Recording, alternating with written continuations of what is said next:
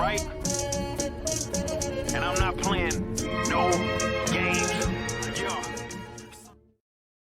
Greetings and salutations, my friends. Oh my goodness. What a great time we're having. This is actually Daredevil, kind of a walkthrough with Daredevil.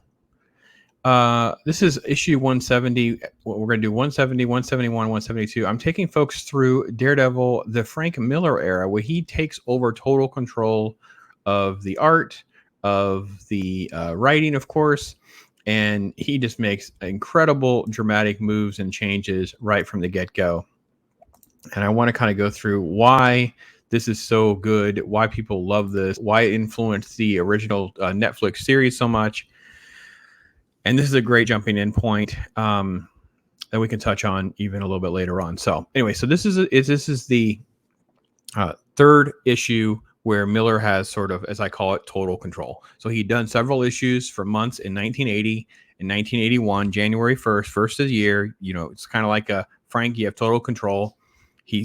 Starts with a splash. He introduces Elektra, an incredible issue, possibly one of the greatest of all time, in my opinion.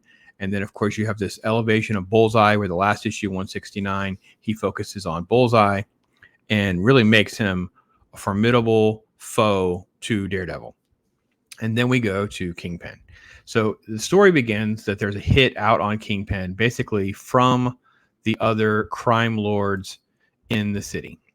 You have action right from the get-go. Look at how the action's done, how the credits are done right here. And then you have just this incredible sort of chase scene, and you have this shot. I love this panel, by the way, this one right here. Let me pull this one up. I love this one where Daredevil's foot goes off the panel right there. It's freaking great. Anyway, so yeah, there's a little joke about one of the actual humans racing. This is Pop. I think he's Pops. Is he Pops or Pop? I think he's just Pop. Anyway, yeah, I think it's just Pop. I don't think it's Pops. That'd be funny if it was. Now I think about it. I didn't even think about it. Yeah, Pop. Yeah. But that's not why I like the issue. The issue is just good because it's good. Anyway, so long story short, he's going through all of this. He's questioning people. He's trying to figure out what's going on.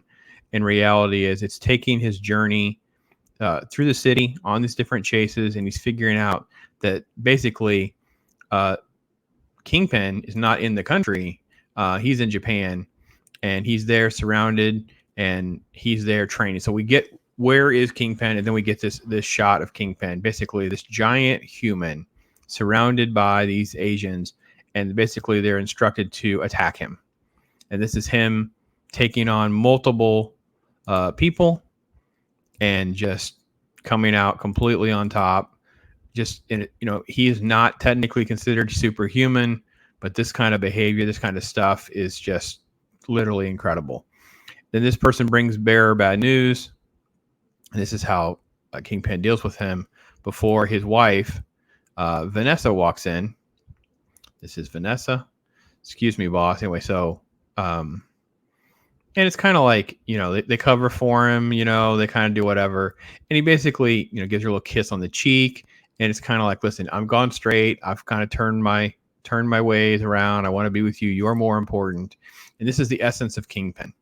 So what we get is this incredible journey now where there's going to be a hit when they come into America. So here you have the shot where they come in and they're going to hire Matt Murdock as their attorney. This is Foggy. And they come in like at gunpoint, thinking that they're going to protect them, of course. But basically all that's happening is they're setting up a horrible situation. Now, Matt, of course, using his ability to hear things, he hears the sound of the sliding magazine, the hammer is cocked, and here come the bullets. And he jumps just in time to save Vanessa. So that's what actually happens right here. So they don't catch on to that, by the way. The blind guy knew. And immediately he just like races out of the scene and into action as Daredevil to catch the hitman. But the hitman doesn't make it. The hitman crashes. And he just kind of shows right back. I was like, where did you go? And it's kind of, he kind of plays up the blind thing as being more debilitating than it should even make sense. So basically the mafia can't figure out how to kill Kingpin. Their solution is they're going to turn to this guy right here, And if you remember the last episode that we covered, 169, that's Bullseye. And they're going to hire Bullseye right here. They're going to bring him in to kill the Kingpin. What they're trying to do is they're trying to get this information from the Kingpin, because Kingpin is basically going to turn over all this evidence against all of these criminals. That's another reason he's basically getting immunity. He's getting sort of like a safe sort of reset.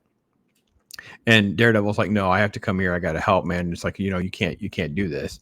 Bullseye's like, sure, whatever, buddy. So back again. So even we have an issue. They already are back at odds with one another, and they start fighting. And you can see Daredevil is able to miss, unlike anyone else, throwing stars. And so he pulls out a gun, which is something that hadn't happened before. And here it hits one of the billy clubs. Anyway, kicks in the face. So all sorts of great action that happens right out of the gate as we sort of head towards the end of this, before basically Bullseye gets the upper hand and kicks him out the window. Yeah, look at that shot. Look at that graphic. He thought bubble. Uh-oh. Yeah, uh-oh indeed. So that's kind of how that plays out. Very, very much strong. And just the falling. He thinks he can make it. If I can just hook the flagpole, if I can just hang on to the flag, nothing matters. And he ends up in like the dump truck. And of course, then we cut to a scene where, we've got to figure out how to get to the Kingpin, basically. And there's an explosion that goes off.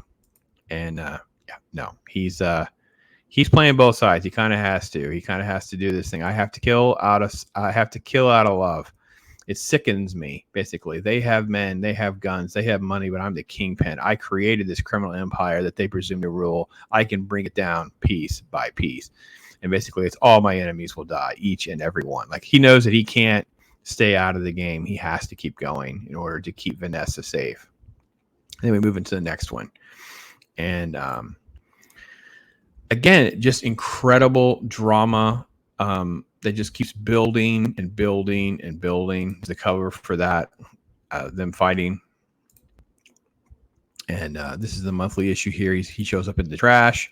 And of course, the issue kind of proceeds rather quickly into, Matt and his love life and trying to have relationships, but he really can't. And they cut to Vanessa. They have Vanessa, and it involves sort of like this whole cat and mouse of how are they going to figure all this out. And Matt goes undercover and picks a fight with all these other people. Of course, he's blind, so they're like, they don't realize that he's Daredevil. And then ultimately it puts him in face to face with Kingpin. He wants to be, I'm going to be your assassin or a protector or whatever, not realizing who he is. And he to prove his worth, he throws this thing into this guy's gun, which is a cool shot, by the way. Anyway, long story short, it kind of moves pretty quickly. And this is like these interesting things. This is the vault, and Matt, with all his strength, he's struggling to figure out how to open up the vault, because he's basically there to steal this file that Kingpin's got secret. And this is where they start facing off, and they actually have their battle. And you have this incredible conflict, this great battle go down with him versus Kingpin, where he's basically smashing into him, and nothing's happened. Finally, Kingpin lands a blow to the face, as you can see. And then there you go. DD goes down. So yeah, Kingpin gets the upper hand, but you can see so much of the influence of the show with all of this. And this is where you see they set the Kingpin up, and they create like an explosion to bring the whole building down. But what ends up happening is not that they get the Kingpin. Oh crap, they got his wife. See all the blood? This is actually blood, which is funny because he uses black for blood instead of red. Even though we're told about how graphic and awful our comic books were back in the day.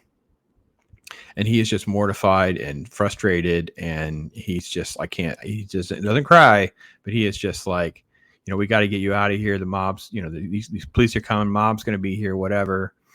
Yeah, it's just great. So it's something. And then we kind of move forward to the next episode, the next issue, which is the close of the story, where you have Kingpin versus Daredevil, and you of course have Bullseye versus Daredevil.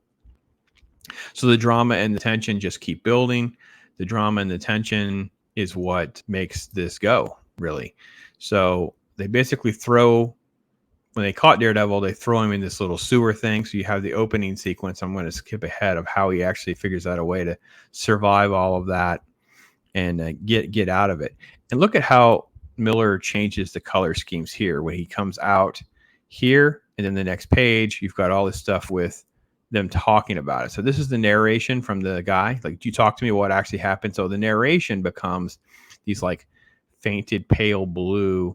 They hired Bullseye. He knows the entire scheme now of what's actually going on. But notice the way the art changes and the dynamics, and it's contrasted with obviously Bullseye in the red and stuff like that. So then you have, we're going to have our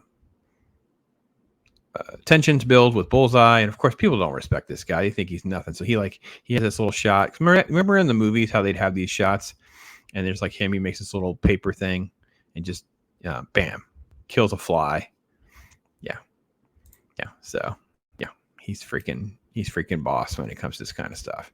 And again, Kingpin works out, and you have all this great detail. Again, the colors change when you have different actions. This is DD going into action, talking to his cop undercover guy. It's where you end up with the conflict, and then you have the boss. And they're sitting there like they have him surrounded, and this is when Miller's at his best, right?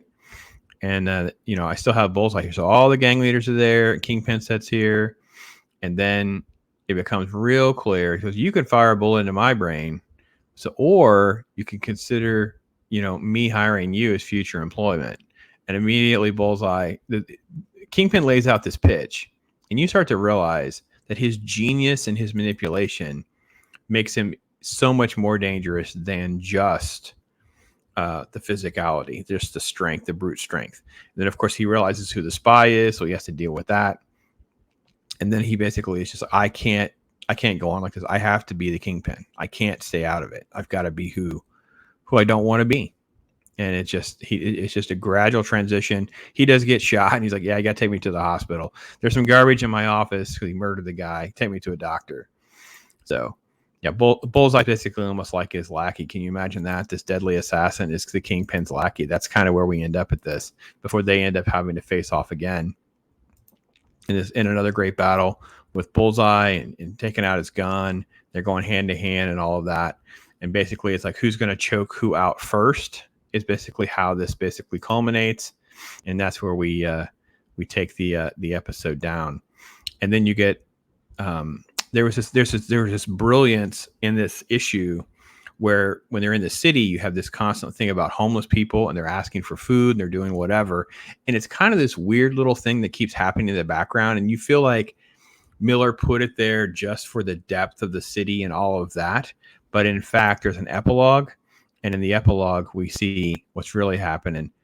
And yeah, that is who you think it is. She's alive, and she's there. Food. Please, food, money for food. So she's like a homeless person who survived. So again, it is top-notch read, top-notch story. I have to be honest, now that I've revisited all of this and why I wanted to make the videos. Some people won't buy comic books and read them for themselves. Some people just want to know how to get into it, where to start, and all that kind of thing. So yeah, maybe it's not for you because it is spoilery and you want to read it on your own. Get physical copies. I did go over a little bit in some of my other videos about that, and there are collected graphic novels, Daredevil Visionaries. You can get a Miller clause in one of those. Those are good. Some of the Electro Assassins will have some of these issues, but not this one. But so the Visionaries is probably your best bet.